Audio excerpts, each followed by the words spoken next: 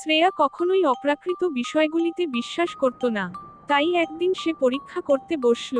সবাই বলে যে রাতে এই বাড়িতে ভৌতিক কিছু ঘটে, কিন্তু সে তা মানতে নারাজ। পুরো বাড়ি ঘুরে জানালা দরজা দেখে নিশ্চিত হলো যে কিছুই অস্বাভাবিক নয়। হাসতে হাসতে বলল, আমি জানতাম ভূত বলে কিছু নেই, মানুষ অযথা ভয় পায়। কিন্তু মাঝরাতে একটা অদ্ভুত শব্দে তার ঘুম ভেঙে যায়। প্রথমে পাত্তা দেয়নি, কিন্তু কানের কাছে ফিসফিস শব্দ শোনার পর মনে হলো যেন কেউ তার নাম ধরে ডাকছে। কিছুটা বিরক্ত হয়েই বিছানা থেকে নেমে পড়ল, কিন্তু পা ফেলতেই টের পেল মেঝে পুরো ভিজে। বিস্মিত হয়ে আলো জ্বালাতেই চোখ ছানাবড়া, পুরো মেঝেতে রক্ত ভাসছে। ঠিক তখনই পাশ থেকে ফিসফিস করে একটা কণ্ঠস্বর বলল, কিরে, এতক্ষণে বিশ্বাস হলো?